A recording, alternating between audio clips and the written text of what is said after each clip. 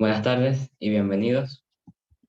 Mi nombre es Alberto Álava, soy olímpico de química y miembro de la Asociación Venezolana de Olimpiadas de Química, ABOQUIM. En el día de hoy tengo el gusto de presentar a la ponente de la charla de hoy, Amalia Torrealba Zanoja, egresada de las carreras de Educación y Química con una maestría en Educación Superior de la Universidad Central de Venezuela. En la actualidad, tiene la responsabilidad de dirigir la Asociación Venezolana de Olimpiadas de Química, ABOQUIM.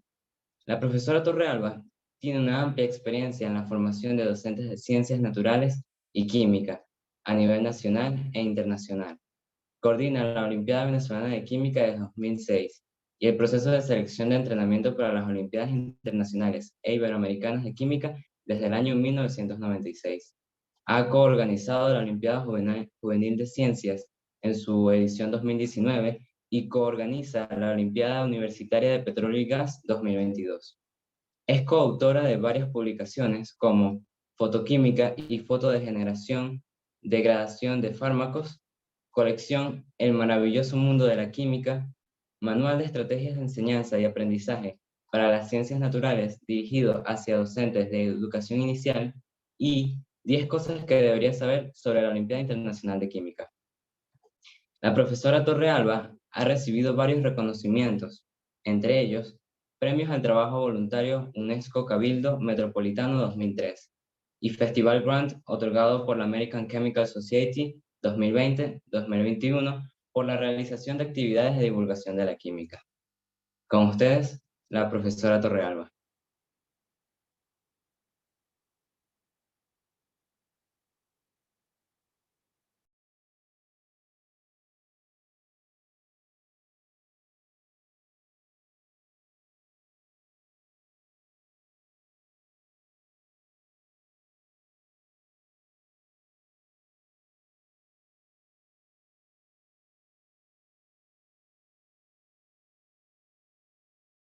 Buenas tardes, gracias Alberto por presentarme, saludos a todos. Bueno, el encuentro de hoy tiene como finalidad compartir pues mi experiencia en este tipo de eventos de hace muchos años y de alguna manera trazarles un mapa de cómo vamos a proceder durante la resolución de las pruebas. Es mucha información, no los voy a invitar a que después de esto sigan indagando o profundizando sobre algunos de los tópicos que voy a mencionar hoy.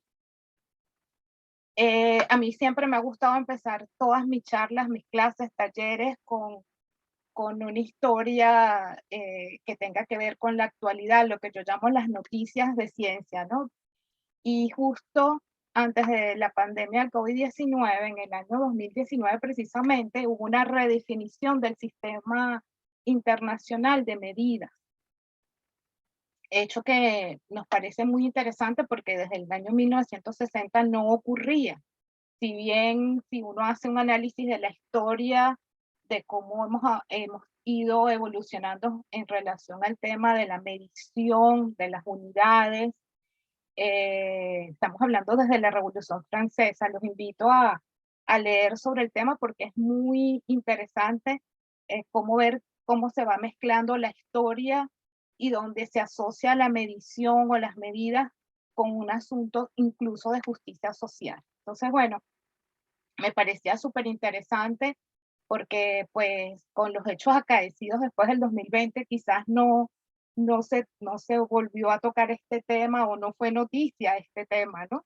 Sin duda que me parece tan relevante, pues en el círculo que ven allí alrededor, de alguna manera, pues muchas de esas cantidades o magnitudes que llamamos unidades porque van acompañadas de una unidad de medida, hubo algunas redefiniciones y algunos cambios, porque, por ejemplo, en el caso del gramo, había como un patrón para medir el kilogramo, y era un bloque de cilindro hecho de una aleación de iridio y de platino, que era el que indicaba que eso era un kilogramo, y sobre ese se hacían copias y se distribuían a los países y de alguna manera pues ese era el referente de medida para determinar la masa.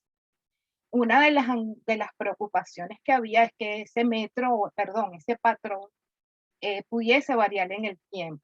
Si bien era una aleación sumamente resistente, se pensaba que con el tiempo pudiese cambiar. Entonces se pensó en asociar, pues, algunas de estas, digamos, vamos a decir, unidades constantes constantes naturales, como puede ser la constante de Planck, la velocidad de la luz, etcétera. Entonces, en el año 2019 se reevaluó porque ya habían algunas que ya estaban asociadas a constantes, pero no tenían un número, digamos, determinado o fijo.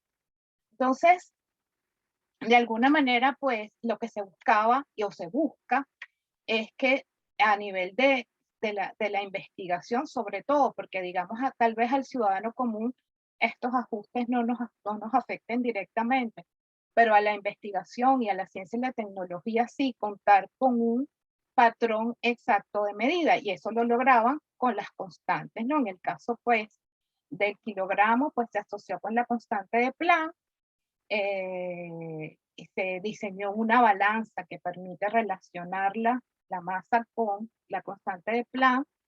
En el caso del mol, que es una de las unidades que, digamos, entra en el sistema más recientemente, y que además para los químicos es muy importante porque permite pues darle ese sustento a lo que es la estequiometría, se relaciona con el número de Avogadro, en el caso de los grados Kelvin con la constante de Boltzmann, y así como ven en el círculo. O sea, cada una de ellas, e incluso se redefinen, porque ahora se les está dando, por supuesto, un número.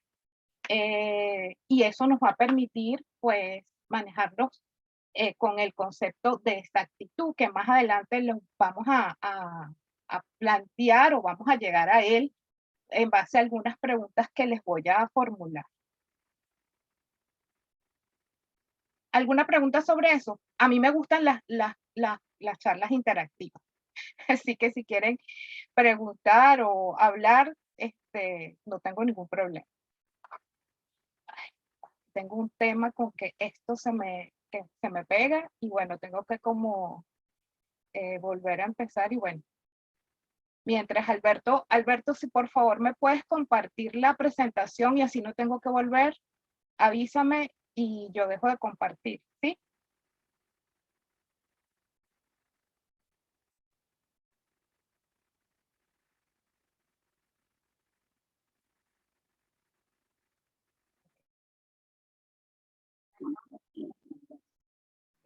Discúlpenme, pero se desconectó y bueno, voy a continuar. Alberto, ¿puedes compartir? Sí, voy. Porfa, gracias.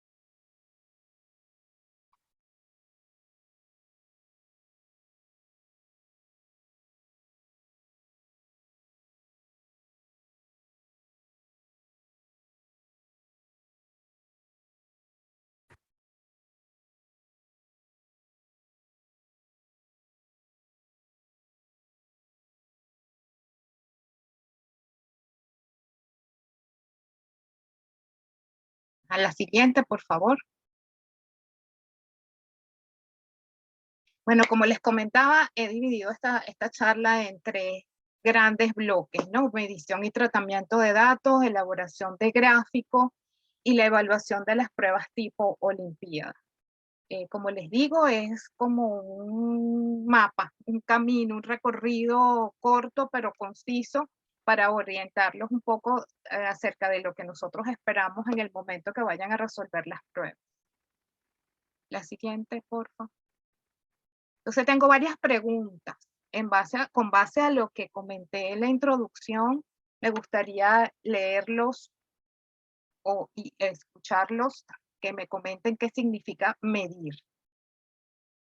¿Qué significa medir?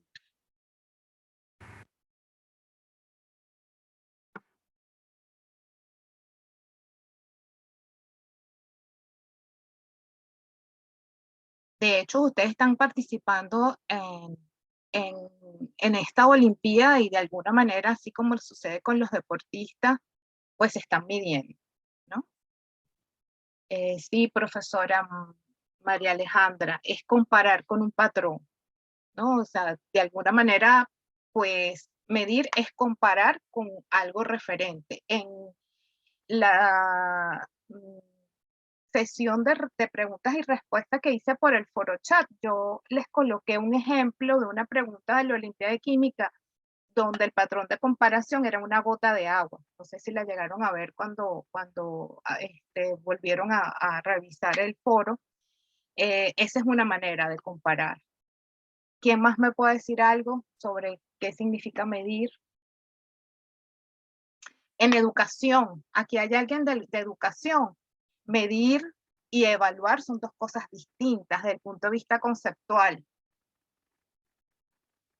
Evaluar es más relacionado con el proceso de la evaluación desde el punto de vista más formativa, de alguna manera, ¿no? ¿Alguien de educación que esté por aquí que quiera complementar eso?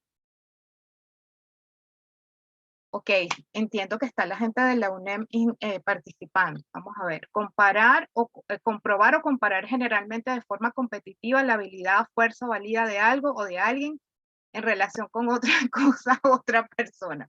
Bueno, esto también es como suele suceder en las ciencias sociales, esto va relacionado con una teoría o con un referente teórico, vamos a decirlo así. También puede ser. Ok, de acuerdo con un patrón, comparar dos o más cosas. Bien. ¿Quién me puede decir tres características que se pueden medir? Que nosotros podemos decir, yo puedo medir el número de personas en esta sala, por ejemplo. ¿Cómo pueden? Me gustaría que me dijeran tres características de cosas que se pueden medir o propiedades que podemos medir. No tienen que ser muy complejas. Longitud, tiempo, masa, exactamente. Sí. Y las unidades, ¿no? Esas unidades, voy a insistir muchísimo en eso y eso lo vamos a ver ya en la tercera parte. Las unidades son muy importantes, ¿no? Cuando medimos. El número solo no me funciona. ¿Qué cosas no podemos medir?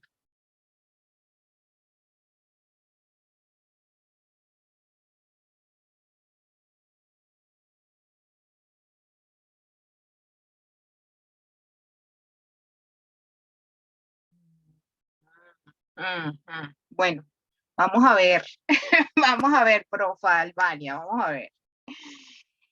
¿Como cuáles? Denme un ejemplo de las cosas que no podamos medir. Mucha gente dice que la belleza no se puede medir, pero algo ocurre en los concursos de belleza, algo miden, porque si no, no hubiesen unos jueces y no hubiesen una votación. También los valores probablemente no se puedan medir, ¿no? También pudiera ser, o las emociones. Ok, exacto, el amor, la amistad, exacto.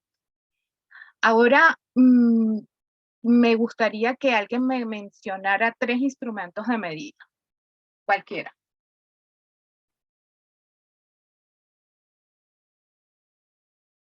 Una regla, exacto.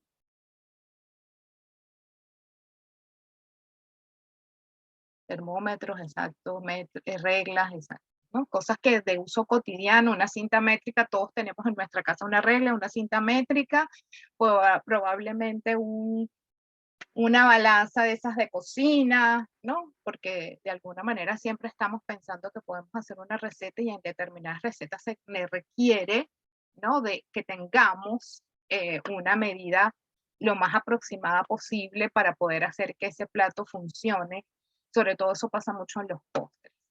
Ahora, me gustaría saber qué piensan si es posible medir la resiliencia. Les comento por qué la resiliencia, porque bueno, es una de las palabras que muchos de nosotros adoptamos en nuestra práctica durante el año 2020-2021 frente a la pandemia. Entonces me gustaría saber si ustedes piensan que la resiliencia se puede medir y que solamente podemos medir con instrumentos, con reglas, con balanzas, solamente con eso podemos medir. No hay otras, no podemos utilizar otros, digamos, instrumentos. Voy a volver a utilizar la palabra instrumento que nos permitan medir.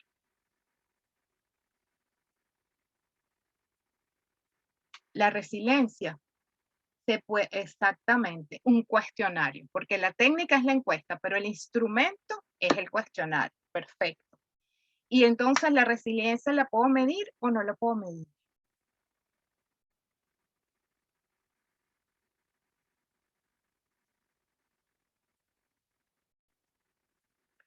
Sí se puede medir con un test. ¿Alguien más que quiera decir algo?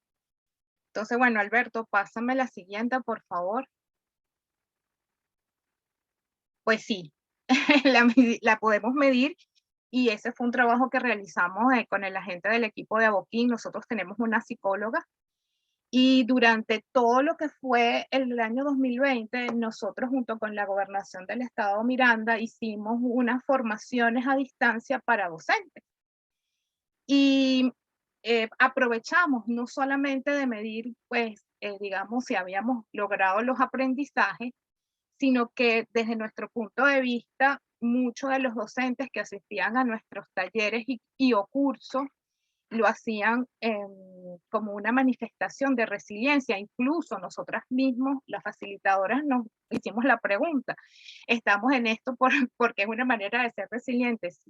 Y fíjense los resultados. La resiliencia tiene una serie de indicadores o digamos de elementos que la componen, como es la autoconfianza, la independencia, la satisfacción, la perseverancia y la adaptabilidad. Nosotros solicitamos un cuestionario a la Asociación de Psicología de Estados Unidos. Ellos tienen unos cuestionarios estandarizados y bueno, nos permitieron usarlos y poderlos aplicar a este grupo de docentes y ahí tienen los resultados. Funcionó y funcionó muy bien, ¿no? Y nosotros nos interesaba, más allá de la evaluación, pues que uno siempre quiere tener cuando hace alguna actividad y más en mi caso que jamás había hecho nada a distancia y esa era mi principal preocupación. Y además escogimos una modalidad muy particular que era hacerlas a través de foro chat, ¿no? Entonces, porque había muchos problemas de conectividad,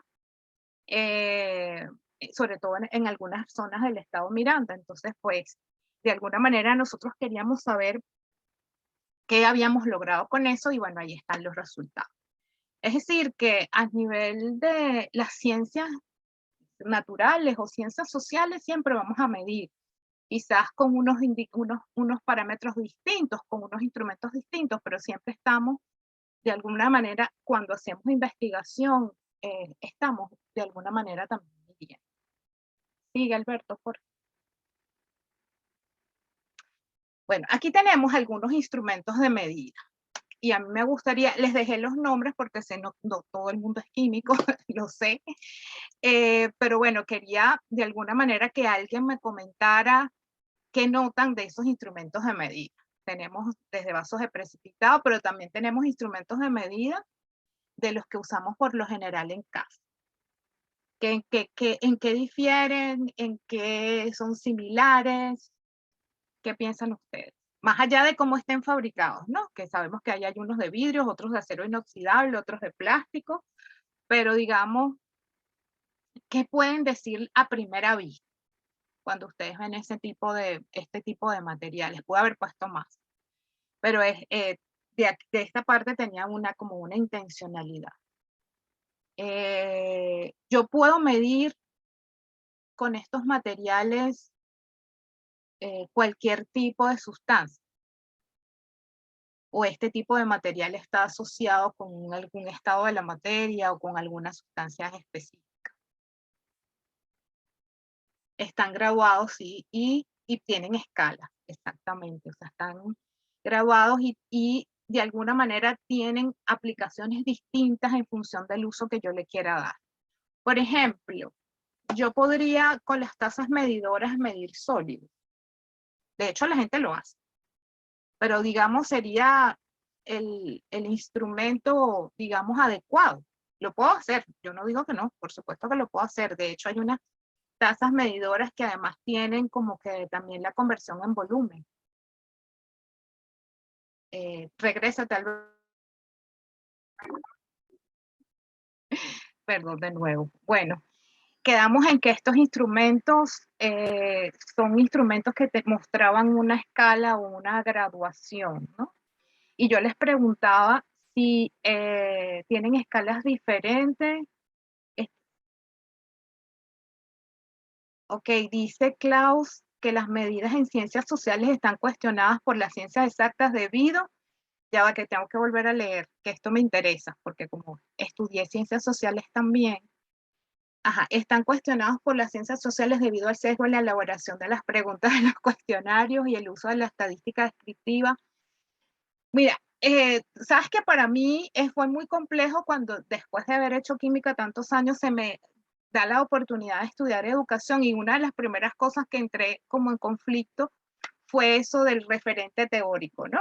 ¿No? Si somos positivistas, en fin, o somos conductistas, o sea, de alguna manera quizás eso para una persona como yo que trabaja básicamente con química, sí es complejo. Yo creo que las ciencias sociales han estandarizado muchas metodologías que de alguna manera permiten tener resultados fiables. Para mí los cuestionarios y la estandarización de cuestionarios, porque además me especialicé en un momento determinado de mi vida en eso, pienso que son bastante fiables. Lo que sí les tengo que decir, y cuando uno empieza a leer las teorías de las ciencias sociales, es que, claro, el desarrollo metodológico de las ciencias sociales está basado en las ciencias naturales. Y ahí es donde uno empieza a entrar en contradicción, ¿no? Cuando se habla de positivismo y de medir cosas, etcétera, y el objeto de estudio, ahí entonces uno empieza a entrar como en conflicto, ¿no? Pero yo sí creo que las ciencias sociales tienen unas metodologías que son bastante fiables. Yo creo que el punto aquí es la aplicación y el referente que se tenga. Esa es mi opinión. Ok. Bueno, sigo. Entonces vuelvo a lo de los materiales. No, entonces me dicen que están graduados y que, bueno, de alguna manera, pues se pueden medir sólidos, pero que vemos que hay algunos de ellos que están más asociados a la medición de sustancias en determinados estados de la materia. Una de las cosas importantes a la hora de medir, y eso es algo que le insisto yo mucho a mis estudiantes, sobre todo en el laboratorio, es cuál es el instrumento adecuado en función de lo que yo necesito, en función de la técnica, en función de lo que yo quiero. Tengo que saber escoger entre un cilindro graduado y una bureta. Puedo preparar una solución en un vaso de precipitado, pero también la puedo preparar en un balón aforado. ¿Cuál es la diferencia? ¿No? Esos son elementos importantes porque también estoy buscando eso, ¿no? Aproximarme más a lo que yo estoy buscando en relación a la medida y el instrumento, bueno, es clave, tanto en las ciencias sociales, bueno, como en las ciencias naturales. Vamos a dejar el tema de la graduación porque vamos a volver a eso más adelante. Sigue la siguiente, Alberto, por favor. Como ya mencionaron por ahí en el chat, la mayoría de estos materiales sirven para medir líquidos, ¿no? Y hay una característica cuando uno mide líquidos en recipientes, como los que mostramos, es que se forma un menisco, ¿no? Que es esa curvatura que ustedes ven allí sobre el tubo graduado, que puede ser un cilindro, puede ser una bureta, ¿no? Y que nos va a permitir si nosotros colocamos la vista de manera derecha sobre ese menisco, hacer la medición correcta. Pero que también el menisco depende, ¿no?, de la sustancia, ¿no? Por lo general medimos soluciones acuosas, por lo general, y el menisco que tenemos es convexo, y cuando medimos otros tipos de sustancias como el mercurio, tenemos meniscos cóncavos. De alguna manera, el menisco es fundamental, sobre todo si vamos a hacer volumetría, y esto lo vamos a retomar después. Vamos a tener después otro encuentro mucho más específico sobre la prueba experimental, donde vamos a volver sobre este tema del menisco y cómo se mide con buretas, con cilindros, con balones aforados, que también vamos a ver esa famosa curvatura que se forma sobre la línea de la escala de medición, que se llama sencillamente menisco. Continúa, Alberto, por favor. Y entramos con la famosa escala, ¿no? Porque si yo quisiera medir con un cilindro como el que vemos allí, 50,5, ¿ustedes creen que yo podría? ¿Cuáles serían las medidas que yo pudiera hacer con ese instrumento? ¿Qué tendría yo que saber de ese instrumento para poder yo saber qué es lo que yo puedo medir? Necesito saber la apreciación, y la apreciación es la mínima medida que yo puedo hacer con un instrumento. ¿Okay? Y arriba les dejo la fórmula, porque además la apreciación me da otra información adicional, que es que cada medida tiene un error, ¿no? Y hay errores determinados y hay errores indeterminados. Bueno, eso lo pueden conseguir muy bien en la bibliografía. Pero a mí me interesa ese error asociado a la medida. Y ese error a la medida viene por la apreciación. Entonces, ¿cuál sería en este caso la apreciación de este instrumento, de este cilindro? Yo puedo hacer una medida. No se ve la lámina. Yo la veo. A ver, voy a dejar entrar gente. ¿Y quién más no las logra ver? ¿Quién más no las ve? La profesora Bejarano dice que no las ve.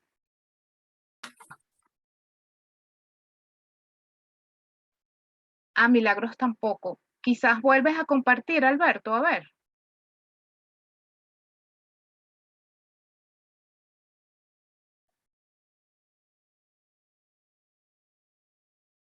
Ah, la profesora Albania las ve. Entonces a lo mejor es un tema con la conexión de ustedes. Ok, ¿quién ha podido hacer la apreciación de este instrumento? ¿Quién se anima a decirme de cuánto es la apreciación?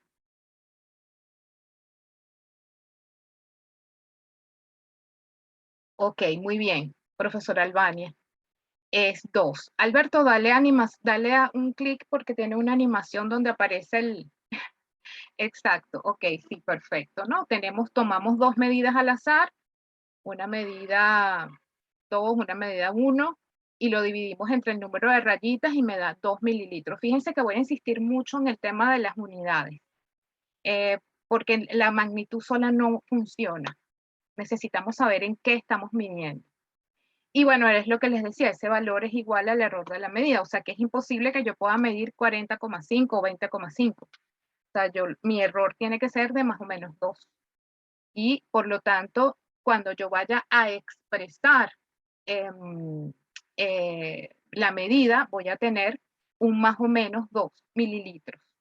Aquí alguien me dice, Klaus Cerny, me dice, en las mediciones siempre hay asociado un error instrumental y un cálculo como el de la propagación de errores. Exacto. En la medición de ciencias sociales el error. Bueno, porque es que la interpretación es distinta. Yo no podría decir que en relación a mi trabajo que nosotros hicimos sobre resiliencia haya un error, ¿no? Porque pues la intencionalidad es totalmente distinta, ¿no? Nosotros lo que queríamos era, le voy a citar esto, ¿no? Porque pues es el trabajo que les estoy compartiendo. O sea, yo he hecho en el ámbito de las ciencias sociales otras investigaciones, tal vez mucho más estadísticas, pudiéramos decir, ¿no? En este caso, pues, yo no podía darle esa respuesta, ¿no? O sea, yo no creo que haya una gente más o menos resiliente. Yo tal vez diría, hay una persona que está en proceso de desarrollar la resiliencia, pudiera ser, ¿no? Porque igual que pasa con el aprendizaje, como ustedes ven el aprendizaje, para mí el aprendizaje es un proceso, ¿ok?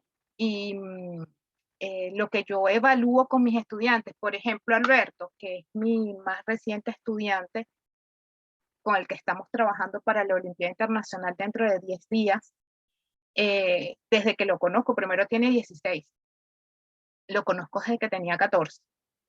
Entonces, digamos que si ustedes me preguntan, lo que yo veo son cambios, ¿no? Y el cambio para mí de su aprendizaje tiene que ver con su madurez, ¿no? No solamente cognitiva, sino también emocional, porque recuerden que el aprendizaje es sistémico. No podemos hablar solamente del cerebro y de lo que es la capacidad que él pueda tener con tan corta edad, ¿no? Pienso que yo no podría responder si hay un error asociado a la medida de las ciencias sociales, o sea, o de la resiliencia o del aprendizaje de Alberto. Lo que yo sí pudiera decir es que el error estaría, desde mi punto de vista como profesora, es que yo lo animo a que se equivoque, porque pienso que es una excelente manera de aprender y de desarrollar su creatividad. Así lo veo yo, pero no pudiese decir, no pudiera responder eso. Entonces, me voy a quedar con este error asociado a la medida, porque en términos generales para las Olimpiadas no hacemos propagación de errores, pero para mí esto es importante. La apreciación del instrumento es importante porque si debo escoger con qué voy a medir ciertas y determinadas sustancias para cierto y determinado análisis, es importante que yo sepa cuál es la mínima medida que yo puedo hacer. Sigue, Alberto, por tranquila, Milagros. No te digo yo agupo que la gente se equivoque. Ok, fíjese, hay una cosa muy importante y que yo no voy a poder desarrollar en esta charla y es el tema de las cifras significativas y los números decimales. Para nosotros en las Olimpiadas es muy importante que se domine bien ese concepto o que se maneje ese concepto, porque ustedes van a tener que calcular necesariamente. En algunos casos, esos cálculos van a partir de sus propias mediciones, en el caso de la prueba experimental, con una serie de instrumentos que van a tener. Ustedes van a volver seguramente a repetir esas medidas, porque van a tener que hacer varias medidas mientras se ajustan a la metodología, etc. Pero bueno, a la hora que hagan el cálculo, pues les voy a poner así un ejemplo extremo, no me pueden poner todos los decimales que da la calculadora. Entonces, no les puedo dar una charla, los invito a consultar bibliografía porque hay una serie de reglas, pero sin duda las cifras significativas se van a evaluar. Y es el punto importante, ¿no? Porque primero eso nos va a decir, digamos, que ustedes están entendiendo, ¿no? Lo que simboliza después que midan los datos que recuperen y qué van a hacer con ellos y cómo van a reportar. Y por supuesto, eso necesita un trabajo de conocer cuáles son las cantidades significativas o que tienen un valor, ¿no? Por ejemplo, pudiera estar asociado con uno de los instrumentos que van a usar o también con una constante. Nosotros les vamos a dar en el examen una tabla con todas las constantes que van a necesitar. Esas constantes van a tener un cierto número de cifras significativas, por lo general tienen 3, 4 como máximo, ¿no? Y en otros momentos tienen de 10 a la menos 5, 10 a la menos 23, ¿no? Como el número de Avogadro, en fin. Y ustedes van a tener que considerar esas cifras, además de las cifras que van a determinar en la experiencia, ¿no? Les recuerdo que también ya les pusimos los materiales en relación a los cálculos del problema práctico. Y les dimos algunas indicaciones y una de las cosas que me pidió el autor es que les recordara que para él es importante el uso de las cifras. Entonces, fíjense, les puse un ejemplo, ¿no? Ahí tenemos ¿Cuántas cifras tienen esas cantidades que están allí?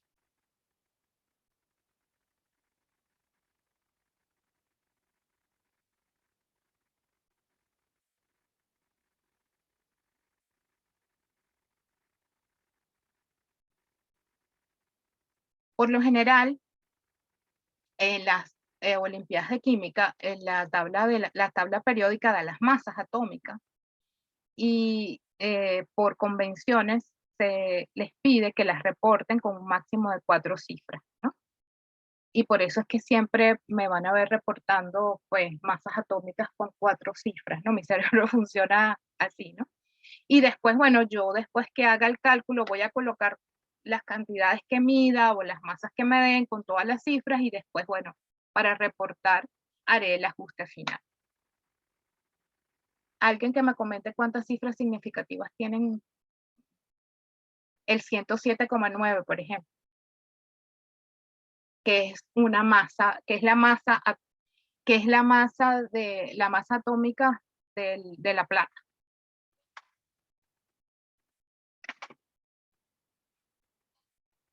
Ok, sí, 4. Entonces, de alguna manera para nosotros, fíjense, ahí no podré ser tan específica, ¿no? En algunos casos, los autores de las preguntas les van a decir, bueno, reporte con 3 cifras, reporte con 2 cifras.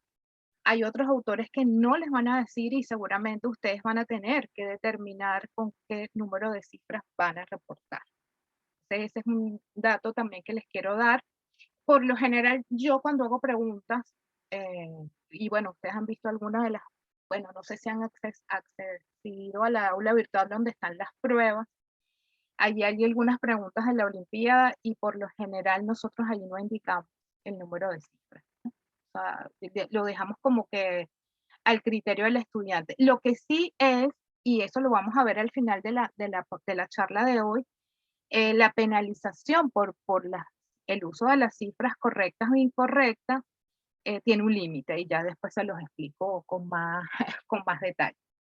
Sigue, Alberto, por favor.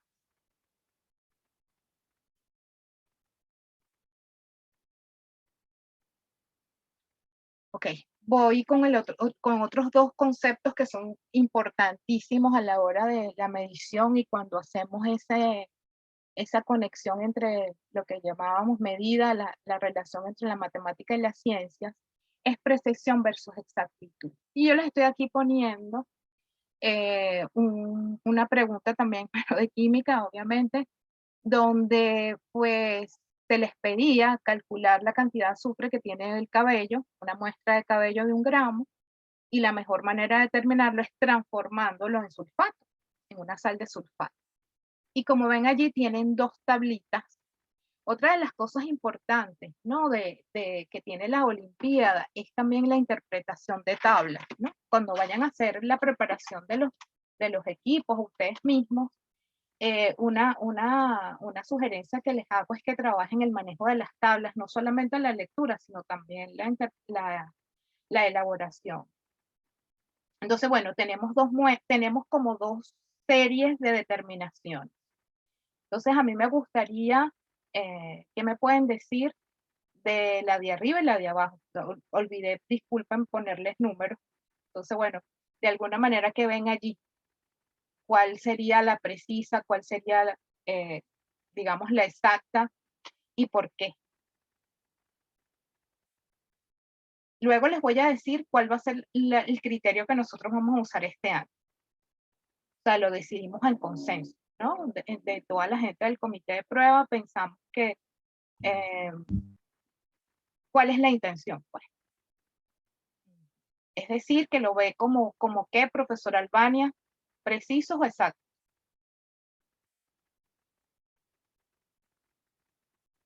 Precisos, perfecto. ¿Qué pasa con el segundo lote? Si no sabemos más, no tenemos más información, porque obviamente hay en la literatura reportado la cantidad de cabello que hay, perdón, la cantidad de azufre que hay en el cabello de determinadas razas, en fin, ¿no? Por esta metodología que es precipitarlo como sulfato de bario. Pero de alguna manera, ¿qué vemos allí? en ese segundo lote sin tener mayor información. No, me distraigo, no dejo entrar la gente, me doy cuenta que la gente va a entrar. Ajá. Tendríamos los puntos fuera de la tendencia exacta.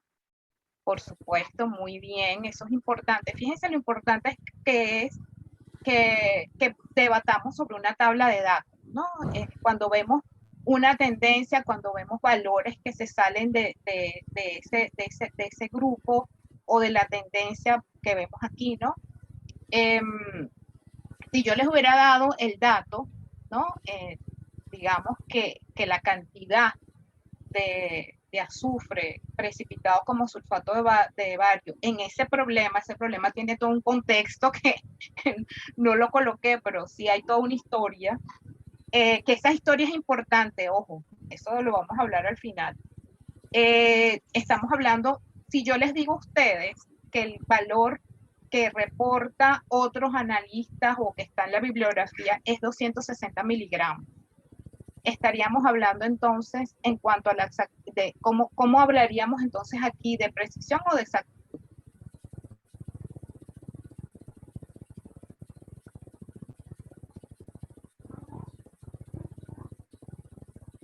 Profe Silva, ¿puede cerrar su micrófono?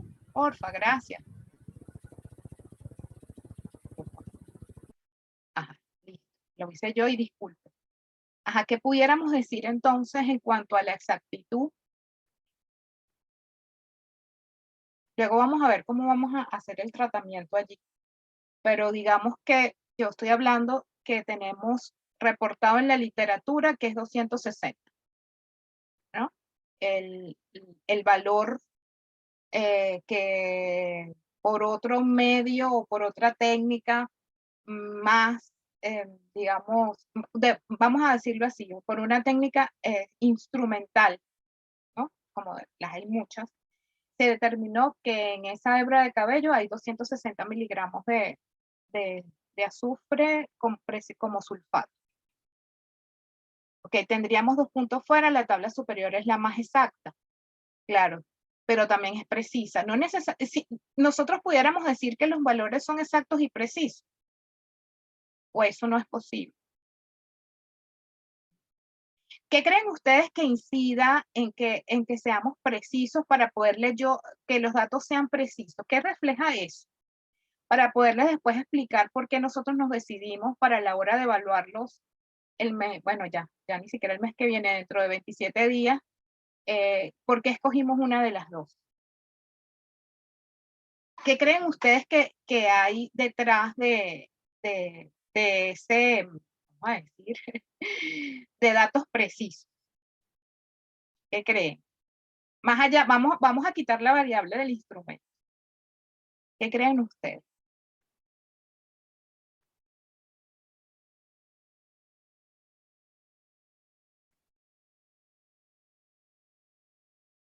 Una de las cosas que yo hago con mis alumnos cuando los estoy entrenando es que nos ponemos a competir entre nosotros, hacemos una titulación y vemos cómo son los datos, ¿no? Por supuesto, en un comienzo, tal vez los míos sean más precisos, pero va a llegar un momento de tanto que ellos titulan, que ellos también van a desarrollar esa precisión. Entonces, la precisión también depende de qué, del manejo de la técnica, por supuesto, ¿no? En algunos casos, en las técnicas sobre todo de precipitación y de un sólido como el sulfato de bario, que es tan finito, pues tenemos muchos errores indeterminados. Se derrama, no se filtrar, no precipitó por completo, también puede ser, porque es un sólido muy fino. O si yo estoy titulando, determinando la concentración de algo, pues tengo muchos dentro de la técnica, errores que pueden surgir. Entonces, debatiendo con el equipo de autores, decidimos que para evaluar esta edición de la Olimpiada vamos a trabajar con exactitud. Porque sabemos que tenemos una gran heterogeneidad de equipos y eso lo tenemos súper claro y quiero decirles además y prácticamente asegurarles que la idea de todos estos encuentros es que se sientan acompañados y que no sientan que porque hay unos de una universidad o de otras, no voy a decir nombres, pues están en desventaja. Yo creo que el hecho de que la gente, es mi experiencia, ¿no? Ahí sí voy a hablar de mi experiencia. Yo siempre he pensado que el que va compensando que va en desventaja, se genera la desventaja. Y, y después de tantos años lo he comprobado, ¿no? Entonces, yo creo que la posibilidad que nosotros hayamos tomado esa decisión va a beneficiarlos a todos. Y así lo vemos nosotros. A ver, dice Klaus, ¿se puede realizar el análisis del Dixon para escoger los valores estadísticos significativos? El valor reportado es 260, no dice que es el valor real de la medición. No, no tiene razón. O sea, digamos que nunca vamos a saber el valor real. Tiene razón. O sea, digamos, el que obtuvimos cuando yo digo, bueno, un análisis instrumental del azufre en el cabello y tal, da 260 miligramos, también es un análisis a través de un instrumento,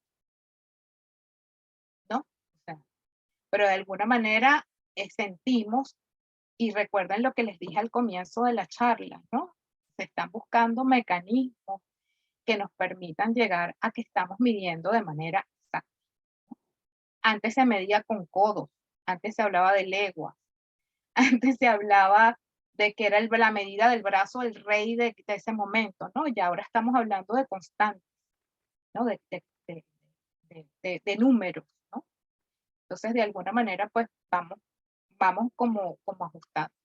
Bueno, les quería decir eso, entonces, que el criterio va a ser en cuanto a la experimental, vamos a trabajar con exactitud. ¿Eh? Sigue, Alberto, por favor. Vamos a entrar a la segunda parte. ¿Tienen alguna pregunta sobre esto? Para entonces continuar con la elaboración de los gráficos. Porque en la parte experimental, sin duda van a hacer un tratamiento de datos, probablemente hagan promedios, etcétera, pero va a haber la posibilidad que ustedes vayan a expresar esos resultados a través de un gráfico. Entonces, bueno, utilicé alguna pregunta. Sigo. Utilicé una de las pruebas que está en el aula virtual, que es la prueba de la Olimpiada Juvenil de Ciencias del año 2019. El tema central de esa Olimpiada era cacao. Digamos que es uno de los productos emblemáticos del estado Miranda, ¿no? Y el principal componente, digamos, del cacao, del chocolate, es la manteca de cacao. El chocolate como tal no es un cristal, no es un cristal, pero la manteca de cacao sí, que es, digamos, el producto principal, porque sabemos que con excepción de que sea un chocolate negro, que está al 70%, el resto de los chocolates, dígame, el chocolate blanco, es sencillamente manteca de cacao con leche. Y el chocolate de leche, pues tiene un porcentaje de leche con otra cantidad de aditivos. Entonces, la manteca de cacao tiene diferentes formas cristalinas. Y en función de eso se puede hablar de la calidad del chocolate, que es el gráfico que ustedes ven allí. Entonces, una de los 3 problemas experimentales que se propusieron ese año en la Olimpiada es que ellos debían de determinar de una muestra de chocolate denominado Malembe, no sé si lo han probado, se los recomiendo. Es un chocolate negro al 70%. Hay otras denominaciones de ese chocolate.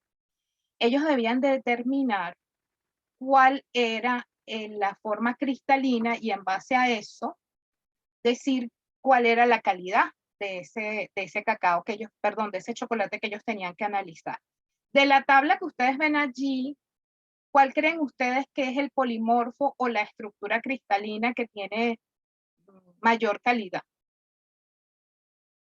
Sin ser unos expertos en chocolate, les digo que gracias a esa Olimpiada aprendí más de lo que simboliza, lo que significa, pues, hacer una cata. Al final de la parte experimental, una de las preguntas es que ellos tuvieron que hacer una cata de chocolate, ¿no? Siempre manejándonos con ese mismos parámetros que ustedes ven allí. ¿Quién me puede decir cuál cree que pudiese ser el chocolate de mayor calidad? Solamente con ver la tabla. Eso pudiese ser una pregunta o pudiesen hacer una hipótesis. también, ¿no? De esto no se trata solamente que una parte experimental es seguir instrucciones nada más, ¿no? El hecho que ustedes puedan revisar les da como atajos. Ahí les voy a hablar más como entrenadora que como organizadora de la Olimpiada. Una de las cosas que siempre le digo yo a mis estudiantes, y en ese concepto llegamos, es que yo debo terminar esa prueba en un tiempo determinado y lo que haga tiene que estar lo mejor posible. Entonces, muchas veces las pruebas de Olimpiadas nos dan la posibilidad de tomar caminos. Entonces, fíjense, es el 5, definitivamente la estructura, perdón, ahora sí me escucha. Es que me fui alejando y, ajá, es el 5. Fíjense un adelanto que les doy de esta prueba. A nosotros nos donaron el chocolate para cada equipo. Una de las cosas que noté cuando destapamos el chocolate es que el chocolate estaba blanco por encima. Ya ahí nos está diciendo que no es un chocolate del todo de calidad, porque el hecho de que se haya separado la grasa, que es lo blanco, cuando ustedes han abierto seguramente un chocolate, se han dado cuenta que está recubierto en algunos casos de una capa blanca y muchas veces se desmorona. No sé si lo han visto. En este caso era así y ya uno pudiese intuir, no necesariamente pudiera ser el chocolate de la forma cristalina 5, ¿no? Entonces ya por ahí había como que una especie de, ok, idea para los equipos, ¿no? Al observar. Ese es otro dato que les doy, o sea, les entregan una muestra, vamos a ver la muestra, vamos a ver la coloración, vamos a ver qué dice el enunciado del problema, ¿no? Y de alguna manera ustedes van asumiendo o haciendo hipótesis. Sigue, Alberto, por favor. Fíjense, ellos tenían que determinar de ese chocolate la temperatura de fusión en un sistema de calentamiento, en un baño. Inicialmente lo hicimos con un baño de agua, pero después de tanto repetirlo, me di cuenta que un baño de arena era muchísimo mejor. Si se dan cuenta, a la izquierda tienen la tabla de datos, ¿no? De las temperaturas. Y bueno, la tabla nos da una idea, pero más visual es hacer un gráfico, ¿no? Y bueno, nos damos cuenta que hay una zona donde, que está entre los 30 y los 50 aproximadamente, donde la temperatura pues no cambia mucho, ¿no? Y ahí es donde ocurre, digamos, la fusión de la manteca. Entonces, ¿qué era lo que nosotros queríamos, no? Primero, bueno, que ellos pudieran determinar, ¿no? Volviendo a la tabla de atrás, Alberto, porfa, vuelve atrás. Si se dan cuenta, el 5 está en 33, pero el 6 está en 36. Vuelve otra vez hacia adelante y discúlpame. Ajá, ok. Ahí se dan cuenta, tenemos un 37 y tanto, ¿no? En función de sus resultados, y ya ellos habían visto la capa blanca que había encima del chocolate, ellos debían de hacer este gráfico. Ahora fíjate, vamos a ver si podemos hacer un zoom. Milagro, ¿sigue sin escucharme? Alberto, ¿podemos hacer un zoom? Ok, fíjense cómo se van a graficar los puntos. Una de las cosas que me pasa cuando llegan los estudiantes a los eventos, sobre todo los internacionales, es que ellos me hacen puntos. No sé si les ha pasado a ustedes cuando hacen gráficos. Lo primero que cuando se va a hacer un gráfico es hacer la identificación de los ejes, ¿no? Como ustedes ven allí, colocando las unidades. Eso tiene una puntuación. Luego definir la escala en función de ese papel milimetrado. Eso queda a decisión del equipo. ¿En función de qué? De la apreciación del termómetro, ¿ok? Y del cronómetro. Son cosas importantes. Ya me voy hacia al instrumento. Fíjense cómo se grafican los puntos. Si se dan cuenta, son cruces, ¿no? Que son las intersecciones tanto del eje de las X como el eje de las Y. Aquí no estamos hablando sino la descripción de un comportamiento. Aquí no estamos hablando que tiene que dar una recta, que tiene que dar una curva, nada. Lo que nosotros, el gráfico nos está ayudando de manera visual a ver dónde está la temperatura de fusión de la manteca. Básicamente eso. Fíjense, nosotros dentro de la evaluación, por supuesto, la parte experimental, o sea, ese gráfico me da un resultado. cuál es ese resultado, ¿no? Y eso me va a llevar a que yo pueda decir, bueno, la estructura cristalina es la 5, ¿no? Eso, como se los estoy contando, suena bastante fácil, ¿verdad? Hubiese sido interesante que ustedes hubiesen podido estar como yo observando lo que ocurría con los equipos. Muy, muy importante, porque además le dimos la posibilidad de hacer hasta 2 y 3 mediciones, porque este proceso es bastante rápido, como ustedes ven ahí en el tiempo. O sea, se da bastante rápido, y dentro de los tiempos de la Olimpiada, ellos podían decidir, ellos podían pedir tanto papel milimetrado como ellos quisieran para hacer y escoger el mejor gráfico posible. Entonces, des en cuenta cómo nosotros vamos viendo cómo vamos, porque ¿qué pasa? Este gráfico es donde está el mayor peso de la pregunta. Básicamente es donde está el objetivo de la pregunta. Entonces, el gráfico es donde va a tener el mayor peso la evaluación. Si ya puedes cerrar, ya lo puedes poner normal, Alberto. Entonces, de alguna manera, fíjense, ¿qué es lo que nosotros vemos? El registro de los datos en la tabla y luego la elaboración del gráfico. Eso es lo que era el centro de esa pregunta, porque después de ahí pasábamos, ¿no?, a la tabla que nos habían dado, y ahí ellos debían de determinar por la temperatura cuál era la forma cristalina. Adelante, Alberto. La siguiente. Ok, aquí sí vas a tener que ampliar, porque este es un gráfico que hizo Alberto acerca de una medición con un equipo de ultravioleta para determinar una concentración a través de la ley de Lambert-Beer. Un poquito más, Alberto. Aquí sabemos que la ley de Lambert-Beer relaciona absorbancia con concentración. ¿Okay? Es decir, necesariamente tiene que haber una correlación de proporcionalidad, ¿no? Y en este caso, esa es una curva de calibración donde nosotros lo que queremos es ver luego, por interpolación de la absorbancia de una muestra problema, cuál es la concentración. En este caso no recuerdo bien, creo que era hierro, no me acuerdo bien. El punto es que sabemos por la ecuación y por la ley de Lambert-Beer que existe una relación de proporcionalidad, es decir, que la ecuación, la gráfica es una recta, y además es una recta que pasa por el cero del origen, ¿no? Si nos vamos a la ley empírica, que es la ley de Lambert-Beer. ¿Cuál fue mi intención con hacer este gráfico? Tenemos dos situaciones distintas. Aquí sabemos que va a venir una ecuación de una recta definida. Ellos pueden utilizar su calculadora, ese es otro punto que vamos a tratar después, o el programa, que eso también vamos a hablar después, que tenga la computadora. Y lo que nosotros queríamos era hacer un ajuste de esa recta para que ese R cuadrado fuera lo más cercano a 1 y que me dijera que la ecuación o la correlación se estaba cumpliendo de manera adecuada, y que no necesito eliminar ninguno de esos puntos, porque si se dan cuenta, los puntos, o sea, las crucecitas, se van acercando a esa recta, ¿no? Digamos, calculada a través de lo que se conoce como una regresión lineal. Eso lo hacen todas las calculadoras. Más allá de lo que pudiera significar hacerlo, me parece que lo más importante aquí es para qué estoy usando eso. Eso es lo importante. ¿Y qué estoy demostrando con eso? Ese es el punto, más que el cálculo en sí.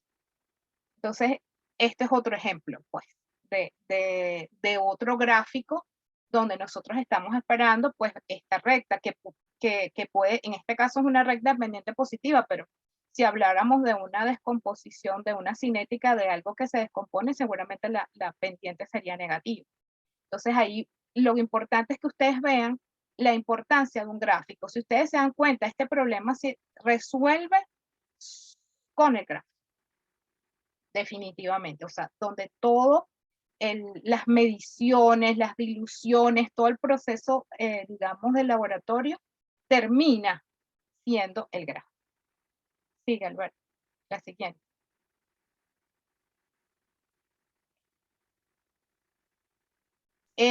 Fíjense, a mí me parece importante también que ustedes sepan que en el caso de la prueba experimental, lo más importante son los datos de ustedes. Ahí es donde está el peso. O sea, el gráfico es lo más importante. El volumen que determinen para calcular la densidad, por ejemplo, es lo más importante. Entonces, de alguna manera,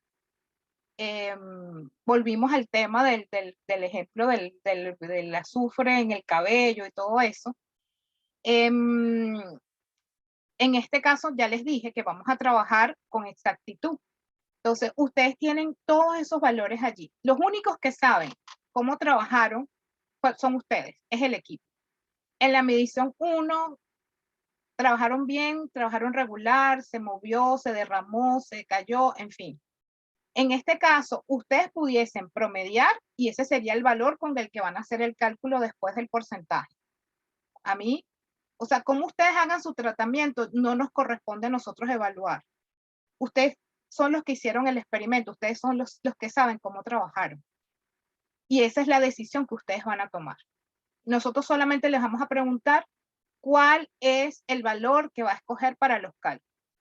Ese valor es el que tiene mayor ponderación. El cálculo va a tener un puntaje, pero no es tan importante. Y les explico por qué, porque no es lo que ustedes determinaron. Y esto va al segundo, bueno, ya he hecho como varios tips, he hecho muchos tips. Por alguna razón, ustedes están en el examen y lograron hacer todas las medidas, pero no lograron hacer los cálculos. Seguramente se van a incomodar, se van a preocupar, ¿sí o no? Seguramente. Están muy callados y voy a buscar conversación. Si ustedes les quedan 5 minutos y no han hecho los cálculos, pero tienen todos los datos, seguramente se van a angustiar, ¿sí o no?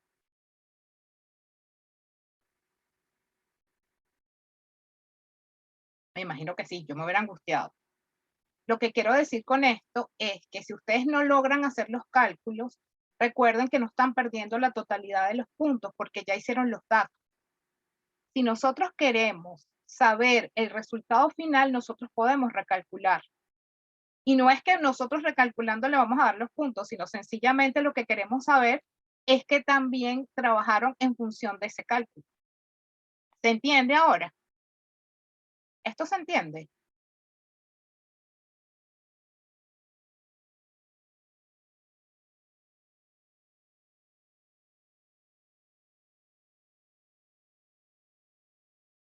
Bueno, sigo. Sigue, Alberto, por fin.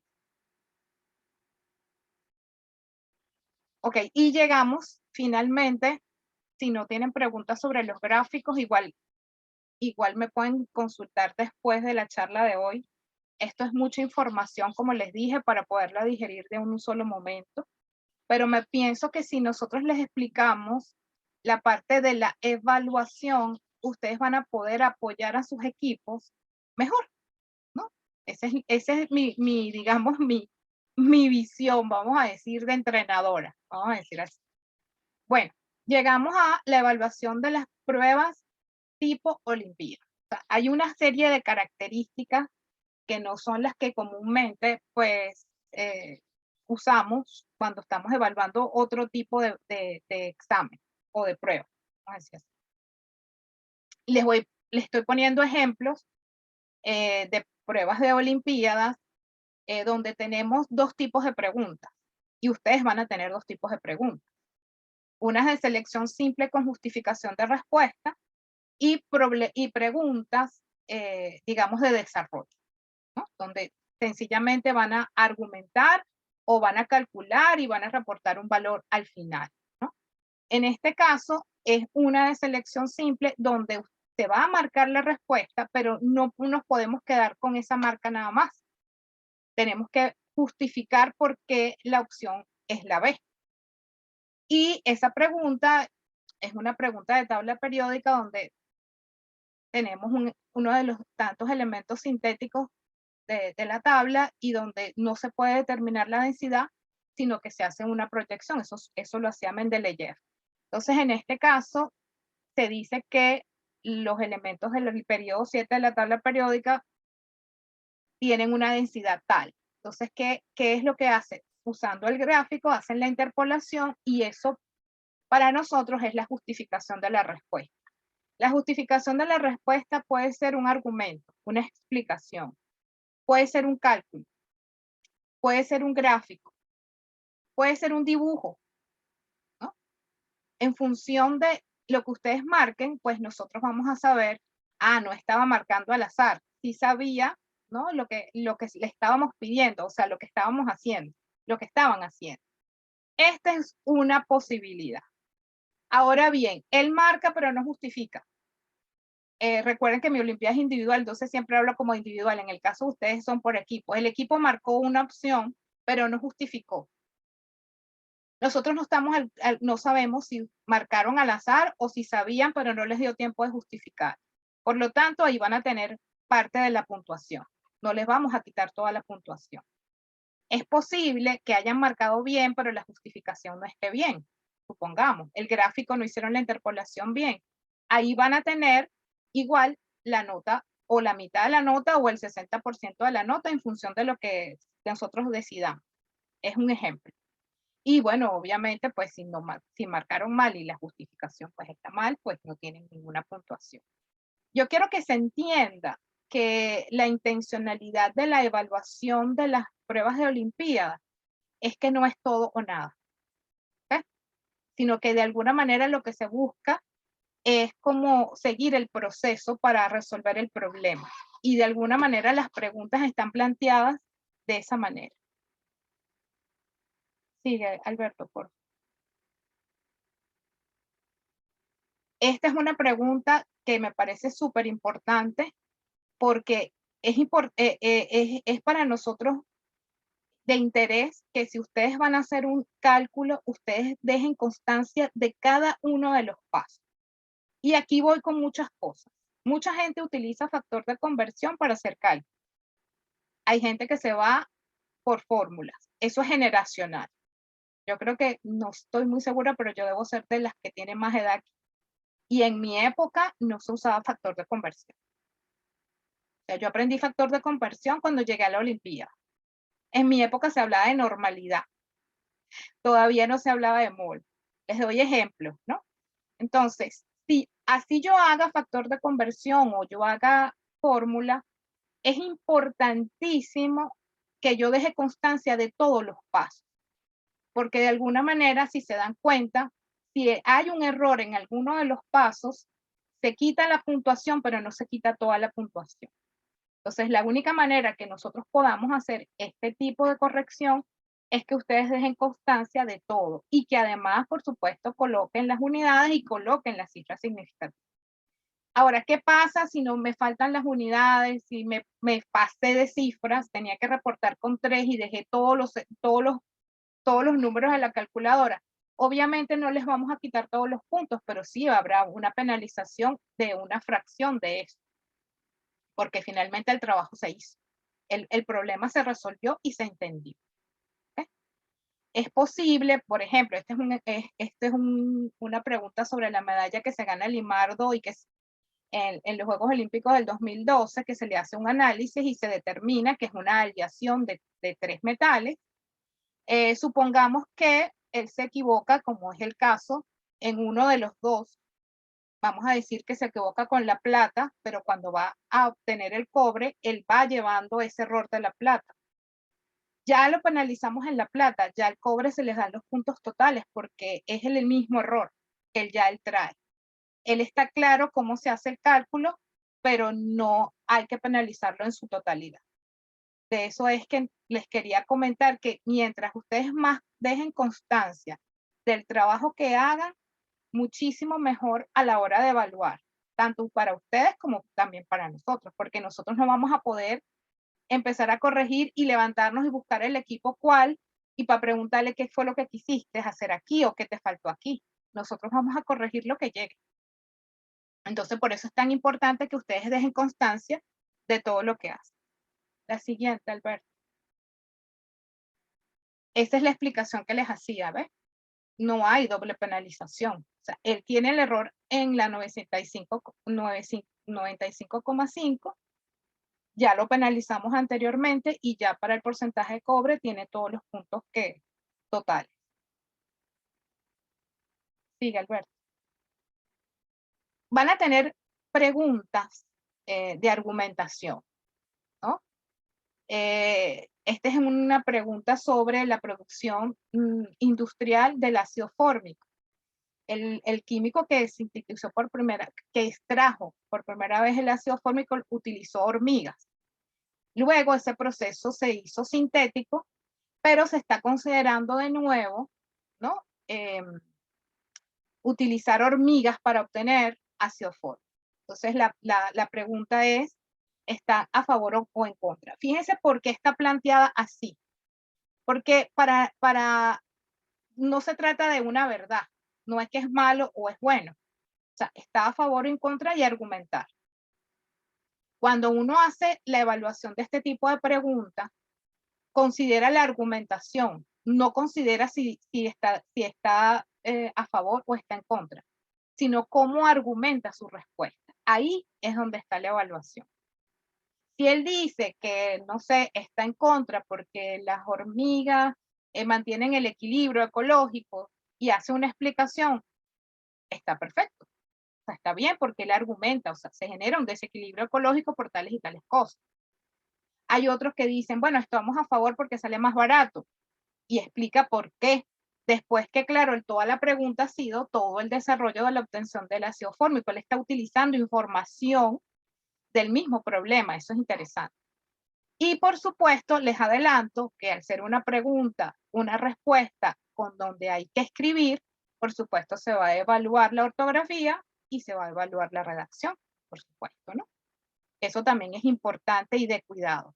En el tema petróleo, hay mucho de argumentar y ustedes lo vivieron durante todo lo que fue las ponencias, ¿no? Y es un tema muy interesante porque hay posiciones, hay temas estratégicos, en fin, hay mucha información allí donde no vamos a poder decir esto es porque es, ¿ok? Entonces es importante que también ustedes trabajen esa parte, ¿no?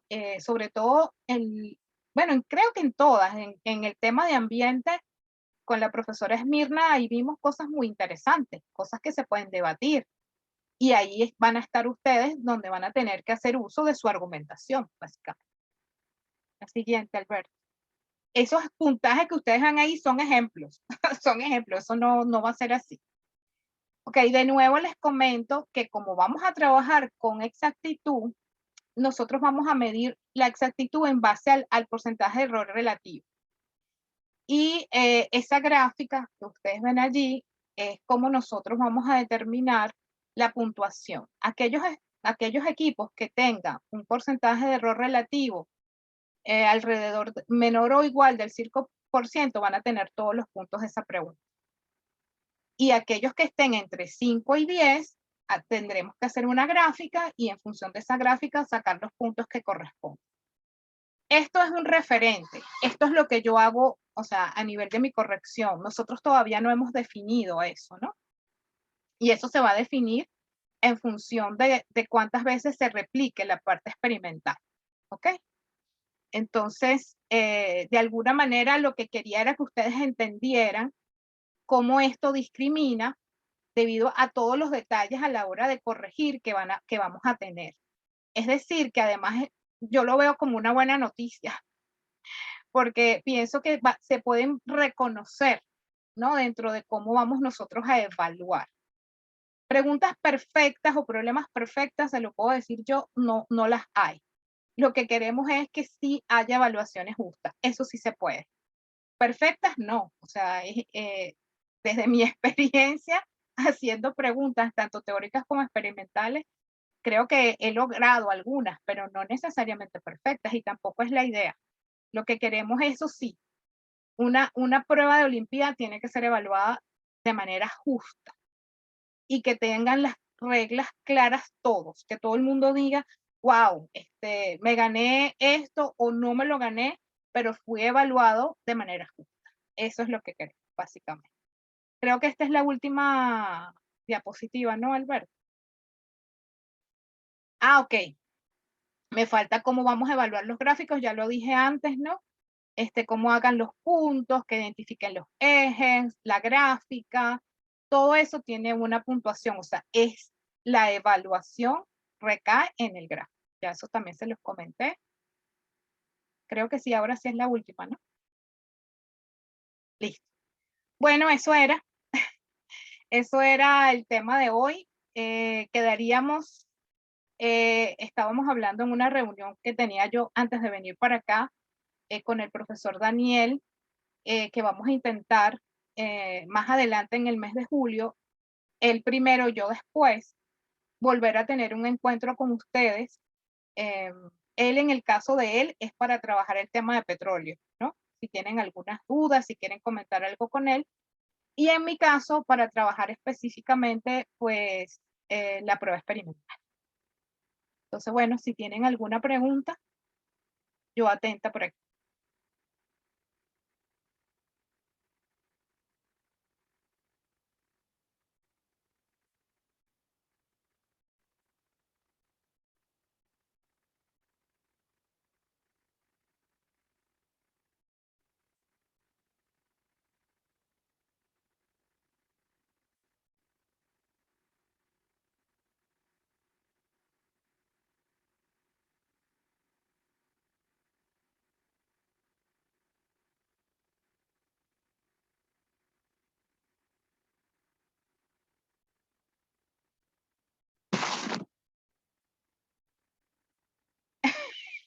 De nada, profesora.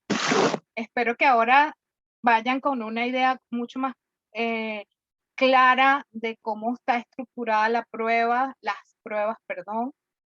Ya lo saben, tienen una parte de selección simple con justificación y una de respuestas abiertas. Van a haber cálculos. En la pregunta, en el problema práctico ya les llegaron los temas, tienen que manejar Excel. Ese es un punto importante. Nosotros decidimos que para hacer los gráficos queremos que utilicen papel milimetrado, o sea que les recomiendo que practiquen, ¿no? El uso del papel milimetrado. Pero también queremos que nos demuestren que saben usar Excel. Entonces van a tener como que esas dos posibilidades. Entonces quería que también lo consideraran. También es importante recordarles que ustedes van a tener una laptop o una tablet. Todavía no me terminan de confirmar, pero sí van a tener un equipo. Van a tener un equipo electrónico por cada equipo. ¿Ok? En esa laptop o en esa tablet se va a almacenar todo el material de consulta, todo, de manera digital. Pero también se van a instalar los programas que van a necesitar, como Excel, como PowerPoint, o sea, van a tener pues todo el Office, pues vamos a decir así. En lo que ya me confirmen cuál de las dos, que es un tema que me parece que pronto se los vamos a poder comunicar, pues ya van a saber cuál es el equipo y bueno, ya van a tener como mucho más claro cómo van a proceder. Va a ser el mismo equipo para todos, va a ser la misma marca para todos. Eso también es importante que lo supieran. Así que bueno, eso es. Hasta ahora esa es la información que les puedo compartir. Espero pronto darles los temas de la experimental. Desde mi punto de vista personal, la verdad es que la van a pasar muy bien. Yo lo veo así. Se me nota, trabajo en una Olimpiada, disfruto muchísimo las Olimpiadas. Creo que más allá de que uno tenga experiencia o no, siempre le saca a uno el lado creativo y lúdico, que es lo que para mí es lo más interesante. No solamente que sientan que están siendo medidos, sino que además sientan que lo van a disfrutar. Por lo menos así lo estoy viendo yo. De acuerdo con todo lo que han trabajado los equipos y el esfuerzo que han puesto y la emoción en elaborar las preguntas, yo estoy muy contenta. Y eso también se los quiero compartir. Aquí hay mucho más que una nota, que hay un gran aprendizaje.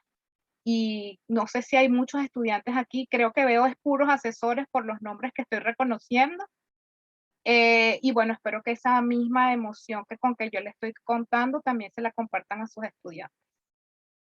Entonces, bueno, si no hay preguntas, pues nada, este, terminamos entonces por hoy y quedo siempre pues pues atenta a poderle responder, y pues si no puedo responder también se los voy a decir. Porque básicamente esto es un proceso de construcción constante. Así que bueno, a medida que vayamos avanzando, pues, y tenga la posibilidad, pues les iré contando.